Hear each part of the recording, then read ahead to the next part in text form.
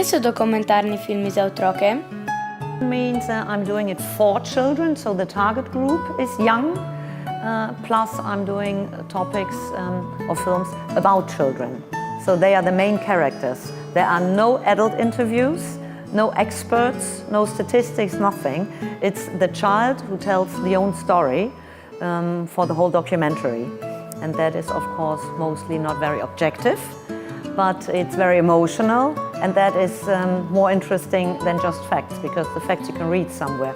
But to see somebody and to feel somebody who goes through a period of a challenge or a goal or a new situation in life is much more interesting for our target group than getting facts like in school.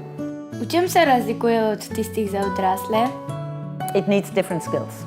The topics, I always say the topics can be the same, but you have to tell it in a way that children understand it and that they are not frightened about hard topics. Kakšne teme ste že predstavili v svojih filmih? Yeah, it's a big variety of topics. It goes from light topics from somebody who is a rowing guy or is snowboarding. I did a film about a girl whose dad got shot on the street on a Saturday afternoon where she was with him. Koliko so stari otroci v vaših filmih? They are mostly between 10 and 12. Sometimes they're a bit younger. Sometimes they're a bit older. In kako se odzivajo na vaše filme? And they receive them very, very well. And what they really like is that it's children with real life stories which they can identify with. Nearly all the kids said, we're not looking for superheroes. Yeah?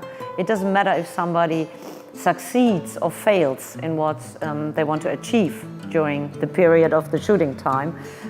It's better, what one said, which is really funny, it's better to be a cool loser than to be a aloof winner. So they're looking just for kids who are doing their thing and love it.